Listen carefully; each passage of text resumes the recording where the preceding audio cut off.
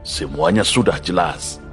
Hari ini, tabir gelap perusak negeri ini dari dalam, ibarat duri dalam daging, parasit bangsa, akhirnya terbongkar semuanya. Usulan RUU HIP menjadi pintu pembuka semuanya, bahwa negeri ini memang sedang dibajak. Negeri ini sedang terjadi sebuah upaya kudeta makar yang halus dan sistematis. Merubah konstitusi negara secara sengaja bisa disebut dengan makar. Memasukkan pikiran ideologi komunisme dalam draft RUU HIP juga adalah pidana, sesuai dengan Undang-Undang Nomor 27 Tahun 1999 Pasal 107. Untuk itu, pada kesempatan ini, atas nama rakyat Indonesia, atas nama keadilan dan tegaknya hukum di bumi Nusantara, demi amanah Pancasila dan Undang-Undang Dasar 1945, maka kita mengusulkan apa yang disebut dengan New Tritura, 3 tuntutan rakyat gaya baru hari ini, sesuai dengan eskalasi dan aspirasi rakyat hari ini, yaitu 1. Tolak dan batalkan RUU HIP, atau apapun namanya nanti, rakyat tidak peduli. Pancasila sudah final dan mengikat, jangan coba diutak-atik lagi. 2. Usut tuntas dan penjarakan sesuai ketentuan hukum yang berlaku bagi oknum siapa saja yang menjadi inisiator pengusung RUU HIP ini, siapapun dia, apapun pangkat jabatannya, dan apapun organisasinya. Ini sangat penting dan darurat, karena materi RUU HIP ini sudah sangat jelas terang benderang bertentangan dengan konstitusi, bertentangan dengan TAP MPR dan undang-undang. Perlu tindakan tegas, siapa oknum pelaksananya, siapa inisiatornya, dan siapa para pendukungnya. Rakyat jangan lengah, rakyat jangan mau dikibuli lagi. Mari kita petakan, catat, mereka semua para pengkhianat bangsa yang mau mengganti Pancasila. Yang ketiga, kembalikan hak dan kedaulatan rakyat.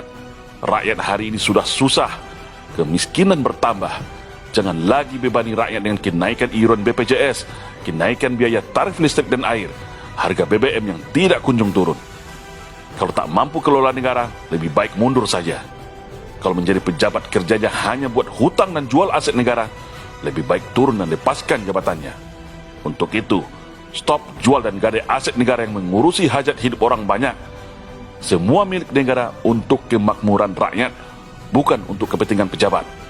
Stop juga upaya pembungkaman kebebasan berpendapat, menyampaikan kritik dan aspirasi, semua dijamin konstitusi pasal 28 Undang-Undang Dasar 1945. Rakyat juga punya kewajiban dalam prinsip bela negara untuk membela nasib bangsanya. Semua itu juga dijamin konstitusi negara ini, yaitu pasal 30 Undang-Undang Dasar 1945.